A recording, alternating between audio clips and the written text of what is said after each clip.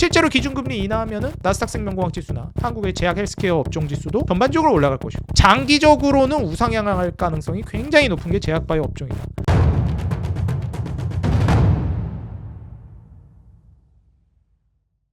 네, 반갑습니다. 주식장인 유튜브 구독자 여러분들, 주식장인입니다.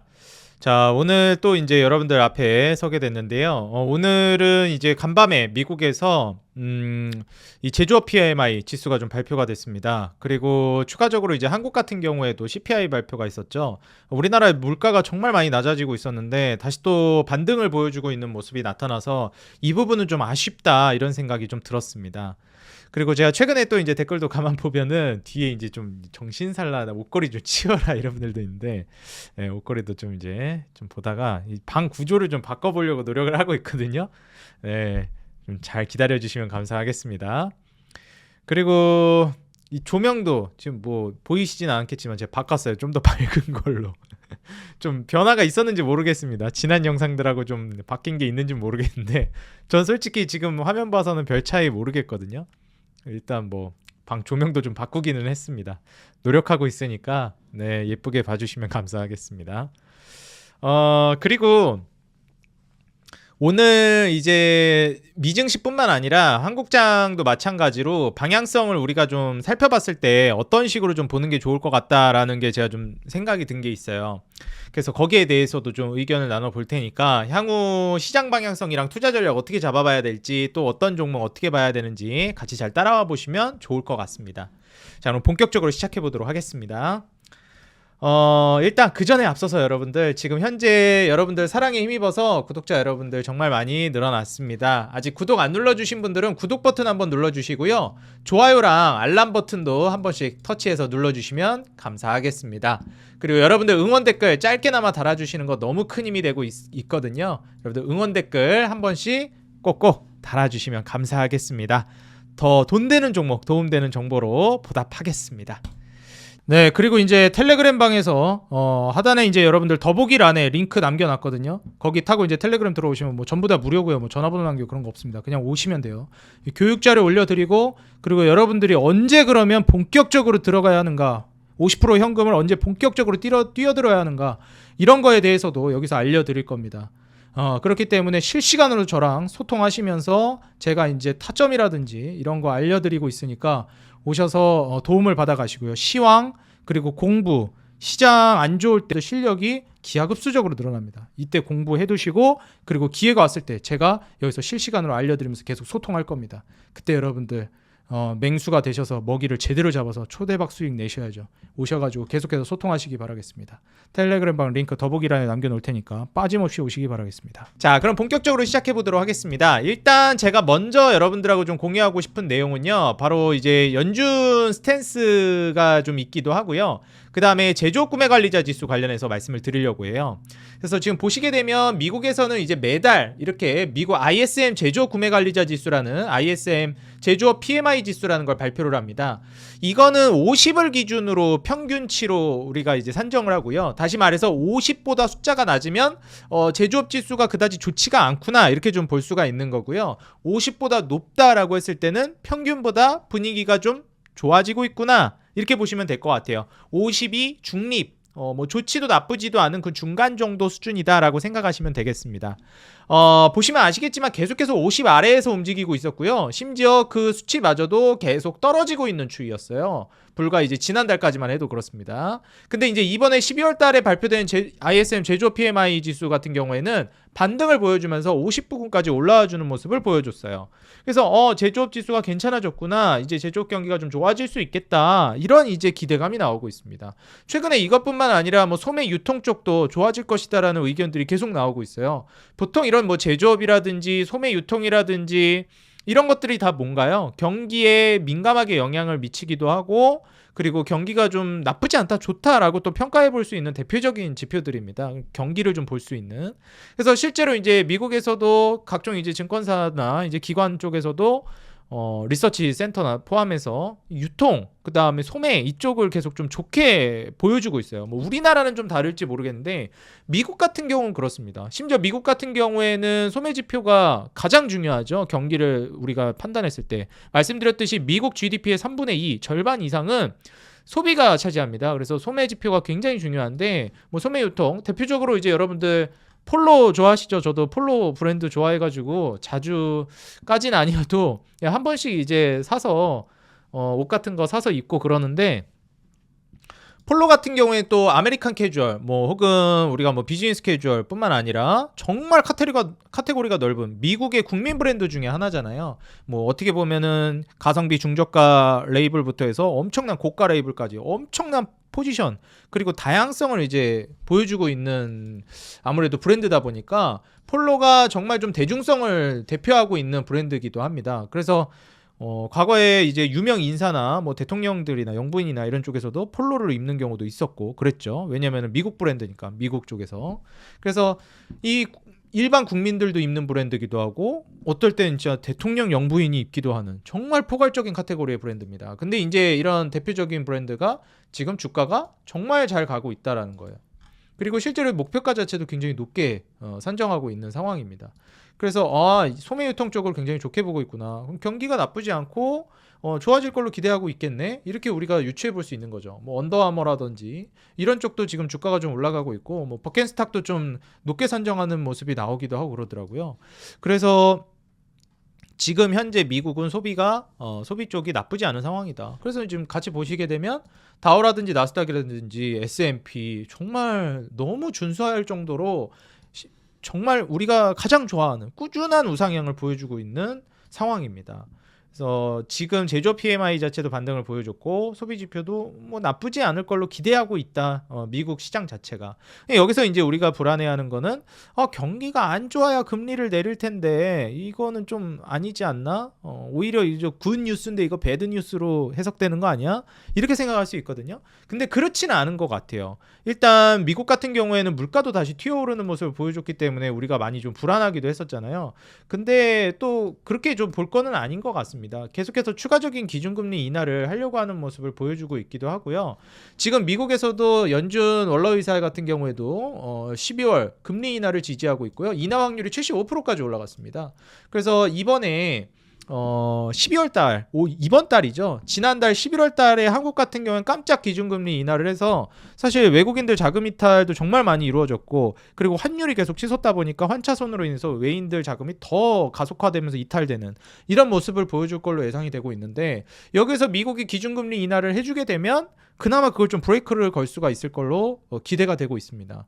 그래서 12월 금리 인하는 일단 지지하는 쪽으로 기울고 있다. 제가 말씀드렸듯이 기준금리 인하는 계속될 것이다. 중간에 브레이크가 걸리거나 아니면 좀 중간에 언급을 매파적으로 할 수는 있지 계속 제가 언급드리죠. 연준이라는 집단이 이 기준금리를 올린다 그랬다 내린다 그랬다가 내린다 그랬다 올린다 그랬다 이거를 뭐 말로는 그런 뉘앙스를 바꿀지 몰라도 이 액션 자체를 바꿀 가능성은 굉장히 어렵습니다.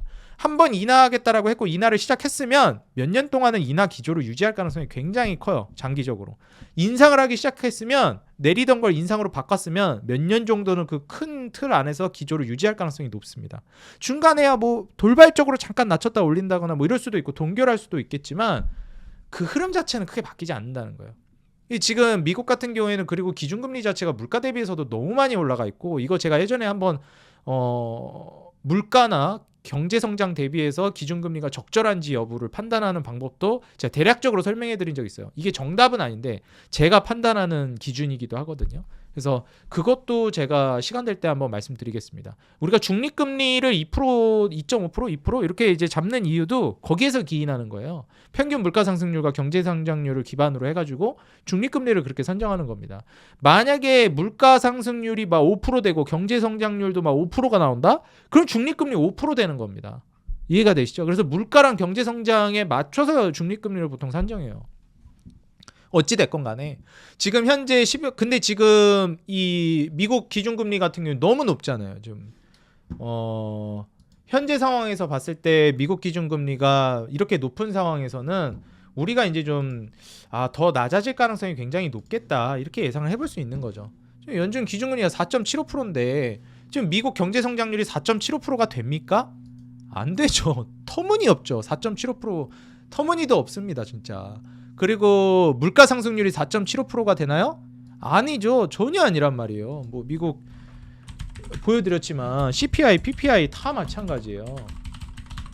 말도 안 됩니다. 2.6%란 말이에요. 올랐어도 2.6%예요. 근데 지금 이제 기준금리가 4.75는 너무 높은 건 맞아요, 사실상. 국채금리도 마찬가지고.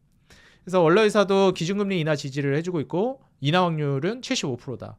그리고 18일 날, 오늘 18일 날 올해 마지막 금리 결정을 합니다. 미국에서. 우리나라는 끝났어요. 한국 같은 경우는 12월 달에 기준금리 결정을 하지 않습니다. 우리나라는 선물 옵션 동시만기, 보통 이제 만기 일이라고 하면 안 되지. 만기 달. 내마녀의 날이 이제 껴있는 달이라고 보통 얘기하는 3, 6, 9, 12월. 이때는 기준금리 결정을 하지 않습니다. 나머지 8달에 결정을 해요. 1, 2, 4, 5, 그 다음에 7, 8, 그 다음에 10, 11. 이때 이제 기준금리 결정합니다. 이제 미국 같은 경우는 12월 달에 기준금리 결정을 하거든요. 인하 확률이 굉장히 높고, 뭐 지표 나쁘면 동결 가능성도 있다고 하는데 지표가 뭐 그다지 나쁘진 않은 것 같아요. 제가 봤을 때는 경기 지표가 나쁘지 않게 나와가지고 그걸 오히려 안 좋게 해석해서 동결할 수도 있다 그럴진 모르겠는데 그거 가지고 그러진 않을 것 같습니다. 왜냐하면 불경기 자체가 저는 심화되고 있다는 걸 미국도 이미 인지를 하고 있는 단계라서 그럴 가능성은 매우 희박하다라고 저는 해석하고 있어요. 그래서 물론 제가 정답은 아니겠지만 그런 부분을 여러분들이 감안하시면 되겠습니다. 제조업 PMI도 나쁘지 않은 수준이라 미국 쪽에서 소매유통 쪽 주식이나 업종이 좀 움직이고 있다는 것만 인지하시면 될 것 같아요.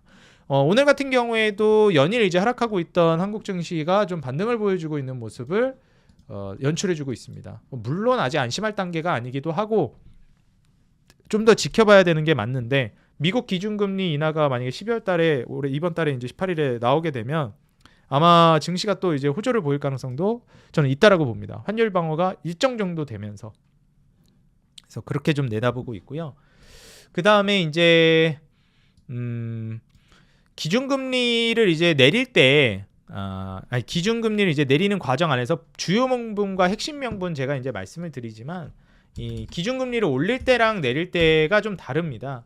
그래서 우리 투자자 여러분들이 보실 때는 이 부분을 좀 보셔야 되는데 일단 기준금리를 지금 인하하는 과정이니까 인하 과정에서 주요 명분과 핵심 명분을 말씀드릴게요. 기준금리를 인하하는 핵심 명분, 주요 명분, 주요 명분이 핵심 명분이죠. 주요 명분이라고 보조 명분이라고 하겠습니다. 주요 핵심 명분은 불경기예요. 그리고 보조 명분은 바로 저물가입니다. 그러니까 물가가 안정됐다라는 게 실질적으로 인하를 하는 가장 중요한 부분이 될 가능성은 좀 적습니다. 불경기가 이제 가장 중요해요. 근데 제가 누차 말씀드리듯이 불경기를 이제 증명해주고 있는 게 저유가, 그 다음에 구리 가격의 하향 안정화입니다. 구리 가격이 떨어져서 못 올라가죠. 제일 중요한 게 유가인데 유가 못 올라갑니다. 이게 이제 불경기를 드러내고 있는 가장 대표적인 지표고 달러 인덱스도 뭐 살짝 반등 보여주기도 했고 그 다음에 금 가격은 뭐 계속 옆으로 좀 기고 있는 것 같습니다. 어찌 됐건 뭐 유가랑 구리 가격이 못 올라가면 불경기죠 사실. 수요가 애초에 이제 잘 살아나지 못하고 있으면. 그래서 이런 부분들을 고려해봤을 때는 기준금리 인하할 가능성 굉장히 높게 보여지고 실제로 연준에서도 그렇게 해석하고 있습니다. 이 부분을 좀 고려해보는 게 좋을 것 같고요. 여거를 또 이제 한국이 긍정적으로 받아들여서 오늘 또 올라가고 있는 것도 어느 정도 있는 것 같아요. 한국이 왜냐면은 물가가 좀 오르기도 했거든요. 보시게 되면 기준금리가 이제 12월 3일자로 계속 떨어지고 있다 1.5%까지 올랐거든요. 그래서 이 부분은 살짝 튀기는 했는데 우려할 만한 정도는 아니라고 보여집니다. 왜냐면은 물가가 1.5%면 거의 이 정도면 그냥 물가 안 올랐다고 보는 게 거의 안 오른 수준이라고 보셔도 됩니다. 이 정도면 뭐 예전에 워낙에 많이 올랐기 때문에 이게 이제 정상이다 이럴 수 있겠지만 어찌 됐건 안 올라가고 있는 건 사실이니까요. 그래서 이런 점을 좀 감안해 보면 좋을 것 같고 우리나라 역시도 그렇게 되면은 기준금리 인하 그 국면이 지속될 가능성이 저는 높다라고 보고 있습니다. 그리고 이제 또 중요한 부분 중에 하나가 제약바이오 지수도 많이 말씀을 드렸는데 나스닥 생명공학 지수가 나쁘지 않게 올라가고 있어요.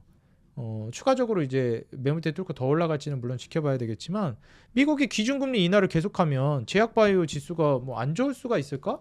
저는 그렇게 생각합니다. 그래서 이제 제약 지수도 뭐 조정이 나오긴 했지만 제약이랑 헬스케어 지수 자체가 나쁘지 않을 거라고 저는 보고 있어요. 최근에 좀 조정이 많이 나왔지만 다시 반등 줄 걸로 보고 있거든요. 그래서 여기에 맞춰가지고 이 지수 따라서 삼성바이오로직스도 비슷하게 움직이고 있습니다.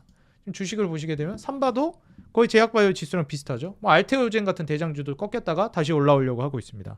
뭐 SK바이오팜도 그럴 걸로 예상되고요. 뭐 HK노엔이나 녹십자나 뭐 녹십자 웰빙이나 동아ST나 다 비슷할 걸로 보고 있습니다. 한올바이오파마도 그렇고요. 전반적으로 올라오고 있다. 그리고 제가 말씀드렸듯이 이제 트럼프 정권 들어서면서 바이오시밀러 수혜를 볼 걸로 기대되기 때문에 뭐 진펜트라 이슈도 있기도 하고요. 이제 셀트리온 같은 경우에도 합병으로 이제 같이 묶이면서 수혜를 볼 것으로 예상이 된다. 기관 수급도 굉장히 많이 들어오고 있어서 셀트리온 역시 반등이 나오고 있습니다. 제가 계속 지속적으로 말씀드리지만 제약바이오는 뭐 굵직굵직한 거를 중심 축으로 두시고 그 다음에 조미료 같은 개념으로 다른 종목들을 첨가하세요. 제가 중점적으로 말씀드렸던 게 뭐 삼성바이오로직스나 셀트리온이나 SK바이오팜이나 이런 애들이잖아요.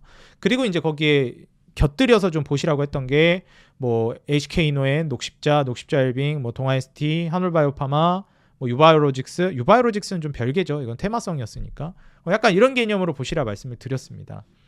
그리고 사실 이제 알테오젠이나 리가켄 같은 경우에는 소액으로 들어가 봄직하다 말씀드렸죠. 계속 말씀드린 게 이게 알테오젠도 뭐 무너지니까 멘탈 흔들리고 이러시는 분들이 있는데 여전히 저는 이거 박살 날 때도 마찬가지고 반등 줄 때도 마찬가지고 저는 주가 100만 원 간다고 봐요. 알테오젠은. 다만 흔들리고 있는데 굳이 그 타는 건 아니니까 이때도 말씀드렸고 이때도 말씀드렸지만 소액으로만 하세요. 소액으로만.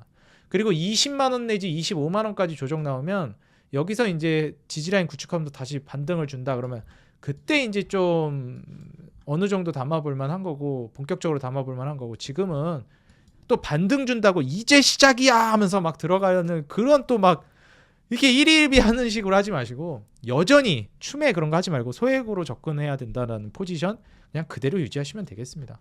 아 이제 가는 거니 하면서 이제 또 들어가고 막 나 춤에 할까 막 불타기 해 막 안 됩니다, 여러분들. 그러니까 떨어진다고 막 그냥 손절해야 되나 이러고 또 조금 올라가면 또 막 불타기 해. 이 주가에 이렇게 휘둘리면 안 됩니다, 여러분들. 그냥 평정심을 유지하세요. 아시겠죠? 이게뿐만 아니라 이제 대장주로 말씀드렸던 리가캠이나 플랫폼 3대장이라고 말씀드렸던 게 또 ABL 이런 종목들 있잖아요. 그러니까 이런 종목들은 아직 안 샀으면 소액 정도는 사도 돼요. 거듭 말씀드리지만 소액은 사도 됩니다. 이제 계속 말씀드렸듯이 급락할 가능성은 저는 여전히 있다고 봐요. 연말 랠리나 뭐 크리스마스 랠리 이런 거 다 기대하고 있잖아요. 좀 올 거라고 보거든요. 근데 그때 취하시면 안 된다는 거예요. 급락 한번 떨어질 것 같아요, 저는. 그러니까 가급적이면 중간 정도 공격성, 한 절반 정도 현금 잘 갈무리해서 가시는 게 중요하겠다 말씀드리고요. 아직 안 샀으면 제약바이오 이제 사시는 게 저는 좋을 것 같아요. 안 산 분들은. 이전에는 제가 이제 연준의 스탠스가 돌아와야 된다라고 이런 말씀을 좀 드렸었는데 연준의 스탠스가 돌아왔어요. 다시 인하하는 쪽으로 하재잖아요. 지금 연준이 마치 브레이크를 걸 것처럼 기준금리 인하하던 거 약간 멈출 것처럼 얘기하더니 또 인하한대잖아요. 이 스탠스가 또 휙휙 바뀌어요. 이렇게 말하는 거 믿으면 안 돼요. 그래서 행동을 봐야지. 그래서 인하하는 거야 마는 거야. 그래서 물론 인하하는 걸 아직 보여주진 않았지만 아마 18일이니까 한 다음 주 내지 다다음 주 정도 되면 연준 그 분위기가 아마 이제 좀 도출이 될 거예요. 어지간해서는 이제 인하할지 뭐 이런 게 좀 말지 이런 거에 대해서 유추가 어느 정도 가능하거든요. 그래서 제가 한 다음 주 다다음 주 정도에 만약에 좀 유추가 어느 정도 되는 것 같다 싶으면 또 한번 언급을 드릴게요. 근데 지금 분위기로 봐서는 인하할 것 같아요. 인하 확률도 너무 많이 올라갔고 이게 확 뒤집히기가 어려워요. 75%까지 간 저런 퍼센티지가. 그래서 2주 안에 지표들이 진짜 심각하게 안 좋은 게 터지면 모르겠는데 제가 지금 이거 보고 있는 지표거든요. 여기서 이제 미국 지표가 더 나올 게 딱히 없단 말이에요. 18일 전에 나올 만한 게 물가 지표 나오네. 11일이랑 12일 날 18일 날 기준금리 인하하기 전에 CPI 소비자 물가 지수랑 이제 PPI 생산자 물가 지수 나오거든요. 그 다음에 신규 실업수당 청구 건수 이건 뭐 매주 나오는 거니까. 그 다음에 실업률 지표, 이 고용 지표 이제 나올 거고. 그럼 이제 고용 지표랑 이게 이제 경기고 이게 물가니까 이게 아무래도 CPI, PPI 물가 지표랑 그 다음에 고용 지표 이거 보고 경기가 이런데 물가가 이 정도 수준이네 하면은 이제 어느 정도 각이 다 나올 거란 말이에요. 그거 맞춰가지고 원자재 동향이랑 같이 조합한 다음에 아마 이제 또 연준에서 이걸 토대로 결정하지 않을까 싶습니다. 뭐 12월 7일 날 소비자 심리 지수도 발표되긴 하는데 이걸 기반으로 또 뭐 소매 지표를 어느 정도는 예측을 하겠죠. 18일이면은 이제 소매 판매 소비 지표도 또 나오겠네. 뭐 소비 지표에다가 거기다가 이제 고용 지표, 그다음에 고용 지표에다가 소비 지표, 소비 심리 지표 다 확인할 수 있겠네. 거기다 물가 지표까지 나오니까 이거 다 보고 확인하고 아마 이제 결정할 것 같습니다. 그래서 중간중간 저거 지표 나올 때마다 제가 한 번씩 분위기를 좀 짚어드릴게요. 거기에 따라서 또 이제 연준 스탠스가 지금이야 인하할 것 같은데 또 뭐 바뀔 수도 있는 거니까 앞일은 모르는 거니까 중간중간 잡아드릴 거고 현재로 봤을 때는 인하할 것 같다. 그러다 보니까 제약바이오 기준금리 인하하면 핵심 수혜보는 업종이죠. 다 다시 반등 나옵니다. 그러니까 제가 이렇게 떨어질 때도 뭐 굳이 그렇게 막 흔들리지 마시라. 그러니까 흔들릴 것 같으면 그냥 삼성바이오로직스, 그냥 초보자면은 그냥 삼성바이오로직스 보시는 게 좋아요. 셀트리온, SK바이오팜 이런 거.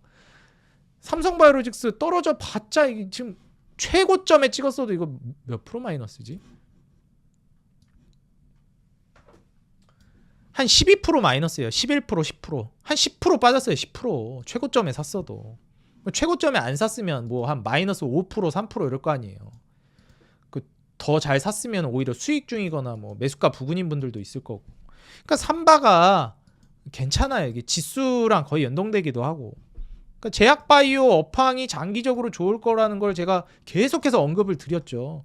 하다못해 얼마나 좋을 것 같으면 제가 부동산 얘기까지 합니까? 송도 얘기까지 하면서. 송도 얘기하면서 제가 또 지방이라고 했더니 송도가 지방입니까? 이러시는 분이 있던데. 또 송도 사시는 분인지 좀 살짝 좀 기분이 안 좋으셨네요. 그거 송도 그러니까 지방을 분류를 좀 그렇게 하면 안 되겠죠? 송도 좋은 곳이죠. 예, 지방 아닙니다. 예, 핵심 도시, 대도시죠. 대송도. 지방 아닙니다. 정정하겠습니다. 그래서 어찌됐건 어쨌든 얼마나 좋으면 송도 그 부동산 얘기까지 하겠어요. 제가 얼마나 이 업황을 좋게 보면 그 반도체 지금까지 대한민국을 이끌어왔던 반도체 산업에서 이제 대한민국을 이끌어갈 거는 반도체가 아니라고 본다는 거예요. 저는 제약바이오로 보고 있다는 거예요. 물론 반도체도 이끌어가겠지. 근데 대한민국을 이끌어 갔던 것들이 조선이나 철강 이런 것들이었잖아요. 건설. 우리나라가 한창 부흥을 이끌어냈던 게. 근데 지금도 그게 대한민국 국부를 이끌어간다라고 하기는 어렵잖아요. 솔직히 물론 큰 비중을 차지하지만 중요하기도 하고. 뭐가 지금 이끌어가고 있어요? 반도체가 이끌어가잖아요. 나중에 뭐가 이끌어갈까? 계속 변화하는 걸 생각해야 되는데 이 국가가 발전하려면 고부가 가치 산업으로 넘어가야 된단 말이죠. 그럼 반도체 제조단에서는 어렵다는 거예요. 설계 쪽으로 가든지 아니면은 제약바이오로 가야 되는데 우리나라가 택한 건 제약바이오예요. 이거 명심해야 돼요. 송도에다가 아예 그냥 딱 클러스터를 구축해버렸잖아요. 그냥 제조 공장부터 해가지고. 그러니까 셀트리온, 삼바, 뭐 바이오에피스, SK 다 모이잖아요. 송도로. 또 부동산 얘기 이제 좀 그만하고. 어찌 됐건 이게 송도 집값이 올라간다는 게 아닙니다, 여러분들. 제가 부동산 전문가가 아니에요. 근데 부동산 역학을 우리가 생각해 보면 일자리, 교통 다 중요한데 결국 뭐가 중요하다? 그 허허벌판 땅덩어리가 왜 가격이 올라갑니까? 서울 집값 왜 올라가? 수도니까 올라가는 거죠. 판교, 광교 왜 갔어요?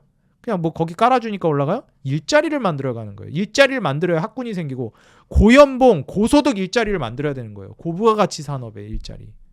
그리고 대기업들이 모여들어야 되고.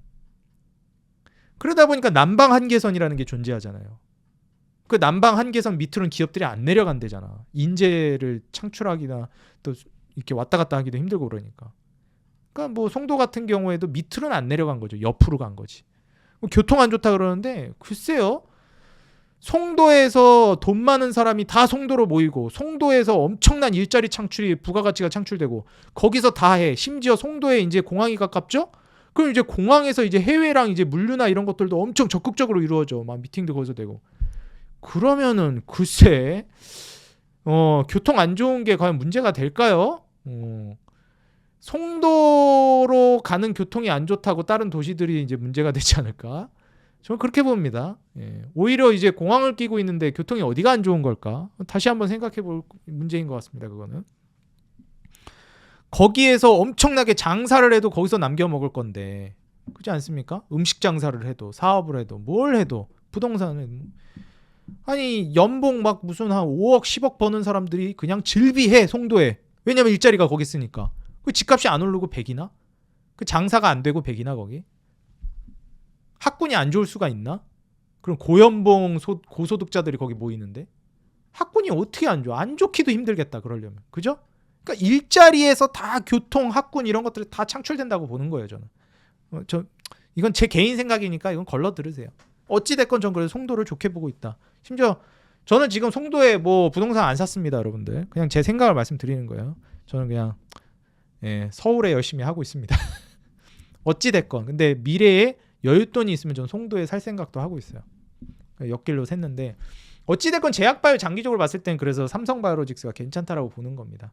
그리고 이제 알테오젠이라든지 이런 기업들은 소액으로라도 담아볼 만한 거예요. 진짜 막 부서질 정도로 이제 막 주가가 이제 무너져 내리지 않는 한. 장기적으로 우리나라에 이제 제약바이오가 가야 될 길을 제시했잖아요. 삼성바이오로직스가 첫 포문을 열었고, 제가 옛날에 게임도 진짜 좋아했는데 e스포츠의 포문을 연 게 임요한이고 꽃을 피운 게 페이커라고 그러잖아요.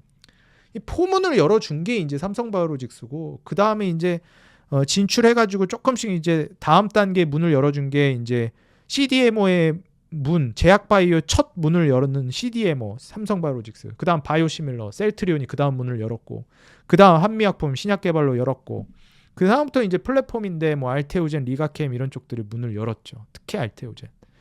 그리고 뭐 유한양액도 이제 미국 진출 신약 FDA 승인 받으면서 계속해서 개척을 해나가고 있고, 이런 측면에서 봤을 때는 알테오젠과 리가캠바이오가 우리나라 제약바이오 업계에 미친 영향력이 상당하다라는 겁니다. 그리고 해외에서 엄청난 패권 영향력을 발휘할 수 있다라는 그런 저력을 보여주기도 했고, 삼성바이오로직스랑 셀트리온 다음으로 이제 세계화에서 성공했고 생존했고, 어찌 보면 강점으로서 부각이 된 초일류 기업으로 발돋움할 수 있을 만한 기반을 또 다진 대표적인 기업이 됐단 말이죠. 이런 점을 우리가 이제 봐야 된다라는 거고, 그런 점에 있어서 프리미엄을 부여하는 겁니다. 알테오젠은 소액으로라도 이렇게 급락했을 때 좀 보는 게 좋다. 다만 너무 많이 올랐기 때문에 일단 소액으로 들어갈 때도 적당히 이제 조금만 들어가자. 20만 원 내지 25만 원이면 근데 전 사볼만 하다고 봅니다. 알테오젠이 시총이 10조 언저리에서 움직인다? 이거는 저는 좀 극단적으로 안 좋은 상황, 극단적으로 싸다고 생각하는 상황입니다. 이제 대외적인 변수가 작용해서 그렇게 됐다고 보고 있어요. 뭐 기업 내부적으로 문제가 생겼다? 뭐 요즘 뭐 할로자임 관련해서도 이슈가 많은데 그것 때문에도 좀 문제가 있긴 하지만 저는 해결될 거라고 보고 있거든요. 그게 만약에 그냥 문제가 크게 안 되면 이거 주가 분명히 다시 올라갈 거라, 뭐 이제 기준금리 인하만 되면 제약바이오 업계 전반으로 온기가 확산될 거고, 이런 측면을 좀 고려해 보면 좋을 것 같습니다. SK바이오팜 역시 마찬가지. 그리고 이제 다른 종목들은 셀트리온, 뭐 삼바, 알테오젠, 리가캠 이런 걸 제외하고는 좀 조미료 넣듯이 조금씩만 하세요. 주요 종목은 결국 삼바랑 SK바이오팜, 셀트리온이 제일 안정감 있으실 겁니다. 내가 초보자다 하면 이런 쪽에 무게중심 많이 두시는 게 좋아요. 아시겠죠? 그리고 이제 조선 같은 경우에도 어제 좀 많이 빠졌는데 뭐 올랐다 싶으면 좀 빠지기도 하는 거예요. 어떻게 계속 올라가겠습니까? 장기적으로 올라갈 거다. 조선도 이렇게 보시고, 자동차는 아직 이제 시기까지는 않았지만 올 거다. 말씀드렸듯이 리파인 이런 종목들 계속 신고가 쓰죠. 쭉 재미를 보시면 되겠고, 건설은 아직까지는 좀 애매하긴 한 것 같은데 여전히 좀 좋게 봅니다. 갈 거라고 보고 있고요. 현산 가장 대표적으로 보고 있죠. 그 다음에 요즘 뭐 부각되는 건 제가 계속 말씀드렸듯이 이제 원전은 보셔야 한다. 원전, 두산에너빌리티 길게 보셔야 한다. 게임은 크래프톤, W게임즈 원래 두 개만 말씀드렸었는데 하나만 더 포함을 시켜드리자면 NC소프트 정도까지만. 3N 중에서는 NC소프트가 그나마 제일 낫다고 봅니다, 저는. 그래서 이 점을 감안해서 보시고, 연준의 스탠스가 매파적이었는데 최근에 또 이 비둘기적으로 바뀌면서 기준금리 인하 확률이 올라갔단 말이죠. 그러면서 이제 제약바이오가 다 같이 반응하기 시작했습니다. 반등 주기 시작했고 추세를 돌리기 시작했어요. 실제로 기준금리 인하하면은 또 이제 뭐 나스닥 생명공학 지수나 한국의 제약 헬스케어 업종 지수도 전반적으로 올라갈 것이고, 돈들이 제약바이오에서 살짝 멀어졌다가 다시 또 그냥 불이 나게 들어올 가능성이 높다. 장기적으로는 우상향할 가능성이 굉장히 높은 게 제약바이오 업종이다. 그 업종을 믿는다면 삼바나 SK바이오팜, 셀트리온 같은 종목들 집중해서 보시는 거 너무 괜찮다. 이렇게 좀 말씀을 드리고 싶고, 그리고 심지어 미국 생물보안법이라든지 미국의 약가 인하 정책으로 인한 바이오시밀러 육성 정책을 감안해 보면 삼성바이오로직스와 셀트리온은 계속해서 성장할 가능성이 높다라고 본다. 그 중에서도 자회사 바이오시밀러 삼성바이오에피스까지 보유하고 있는 삼성바이오로직스를 가장 무난하고 괜찮게 보고 있는 종목 중에 하나다. 저는 이렇게 말씀드리고 싶습니다. 다른 종목들은 조금 밸런스가 조금 공격적으로 바뀌어 있거나 이렇게 좀 돼 있는 경우가 있어서 그건 또 취향 따라 가시는 게 좋을 것 같아요. 근데 초보분들은 밸런스 좋은 종목부터 시작하시는 게 좋아요. 그러니까 제가 항상 말씀드린 게 플랫폼에서도 카카오, 네이버를 보라는 거예요. 지금 이스트 소프트 막 초보자분들 이런 거 건드려. 아니 이런 거는 잘하는 사람이, 그러니까 이게 안 좋다라는 게 아니고요. 주식이 이거는 고수들이 건드려야 되는데 자꾸 초보들이 이스트 소프트를 왜 건드리냐고. 이거 AI 소프트웨어를 건드릴 거면 네이버를 건드려야지, 카카오나. 아니 내가 잘해가지고 건들면 내가 뭐라고 하겠습니까? 본인이 잘해서 한다는데. 죄송합니다, 제가 좀 흥분했는데. 잘해서 하면 상관이 없어요. 근데 가고 안 가고를 떠나서 밸런스가 좋은 종목을 보셔야 돼요. 카카오나 네이버를 보셔야지. 소프트웨어, AI 소프트웨어를 볼 거면. 근데 그 중에서도 네이버. 왜냐면 카카오는 분할 이슈 때문에 주주들에게 그렇게 인식이 좋지가 않아요. 너무 무더기 분할을 해가지고. 그렇다고 카카오가 안 간다는 게 아니라 그냥 덜 간다고 생각하는 거예요. 저는 네이버가 더 잘 갈 거다라고 보는 거죠. 대장주가 되면 네이버가 될 가능성이 높다.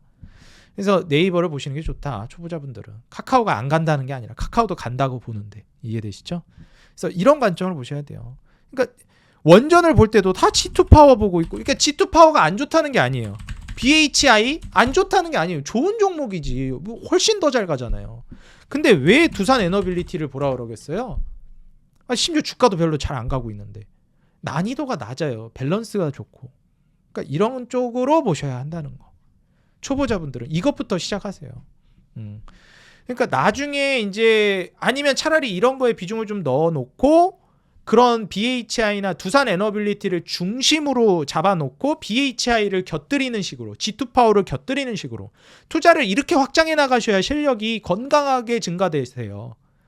그래야 나중에 여러분들이 리스크 있는 투자를 하더라도 그거를 내가 어떤 리스크를 감당하고 있는지를 본인이 알면서 투자하는 거예요. 그러니까 투자라는 게 항상 성공할 수는 없잖아요. 사업이 어떻게 항상 성공하겠어요. 주식에 투자한다는 게 결국 사업에 투자하는 건데, 기업에 투자하는 거니까. 사업이 어떻게 매번 성공하겠습니까? 또 사업 그 안에서도 흥망성쇠가 있기도 한데. 근데 중요한 건 내가 이 어떤 리스크를 지고 이 사업에 투자하는지는 알고 해야 되는데, 이게 주식을 그냥 그런 개념을 없이 그냥 이제 접근을 해버리면 사실 배우는 게 없어요. 잃더라도. 그 리스크 있는 투자, 공격적인 투자를 하더라도 그거를 이제 배움이 있어야 되는데 그 느끼는 게 없다. 또 계속 같은 실수 반복하게 됩니다. 그러니까 이거를 좀 조심하는 게 좋겠고, 하나 제가 더 말씀드리고 싶은 게 있는데요. 이거 마지막으로 말씀드리고 싶은데, 제가 시황 분석을 해드릴 때 그분이 잘못됐다는 건 아니에요. 근데 저의 생각을 말씀드릴게요. 야, 그렇게 애매한 스탠스로 얘기할 거면 나도 얘기하겠다. 그래서 증시가 올라간다는 거야, 내려간다는 거야. 뭐 확실하게 기면 기다, 아니면 아니다. 이렇게 얘기해야지. 이렇게 말씀하시는 분이 있더라고요. 그것도 그걸 비난하지 마세요, 여러분들. 그렇게 말씀하시는 분들을. 왜냐면 그 얘기도 그분에겐 그게 맞는 거예요. 왜냐면 그분의 성향일 수 있으니까. 딱 나는 기면 기고 아니면 아니요. 그렇게 두루뭉실해가지고. 그건 이제 그 성격인 거지. 그죠? 성향이고. 그게 잘못된 게 아닙니다. 근데 저의 이제 투자 철학을 말씀드릴게요, 이제는. 증시 분석에 있어서 그거가 된다 안 된다로 정해놓고 해버리게 되면 리스크 관리가 안 돼요. 제가 경제학과를 나왔는데 경제학과에 있어서 투자와 투기, 다시 말해서 도박과 투자의 차이는 종이 한 장 차이라고 했어요. 교수님 수업 시간에도. 제가 리스크 관리론이라는 수업도 들었었는데 그 리스크 관리라는 게 투자에 있어서는 제일 중요하고 거의 가장 먼저 배워야 되는 부분 중에 하나라는 겁니다. 이 투자를 하는 사람들이 심지어 증권사 증권사에서 일하는 정말 유명한 뭐 몇십 년 돼 있는 사람들도 이 리스크 관리를 제대로 못해서 무너진다는 거예요. 이걸 똑바로 못하니까. 리스크 관리를 하느냐 못하느냐가 투기, 도박 이것과 투자의 경계를 가르는 거예요. 이 경계를 가르는 게 리스크 관리입니다. 리스크 관리 안 하면 주식을 한다고 투자를 한다고 접근하지만 결국 우리가 들여다보면 주식이라는 그 카테고리 안에서 도박을 하고 있는 거예요. 카지노에서 도박하나 주식판에서 도박하나 별 차이가 없는 거예요. 똑같이 도박하는 거예요. 세팅을 도박 세팅으로 이제 운영을 하고 있는 거니까.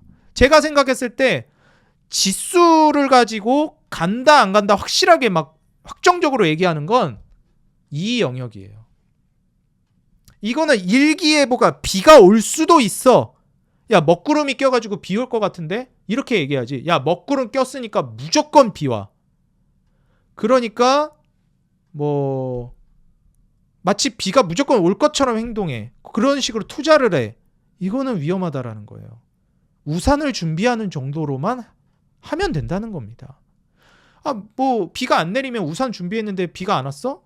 아, 뭐 우산 좀 들어갔으니까. 예를 들어서 내가 막 몇 천만 원짜리 옷을 입고 나갔다고 가정해 볼게요. 근데 구두 중에서도 제가 이제 정장을 많이 입으니까 구두 중에 그런 구두들도 있어요. 젖으면 안 되는 것들. 비에 취약한 구두들도 있어요. 어떤 거는 비 올 때 신어도 되는 되게 좋은, 그러니까 방수가 잘 되는 구두가 있고, 어떤 건 비에 취약한 구두가 있고, 뭐 그들만의 장점이 있죠. 근데 어찌 됐건 비가 올 것 같아. 그러면은 조금 비에 젖어도 괜찮은 구두를 신고 나가는 거예요.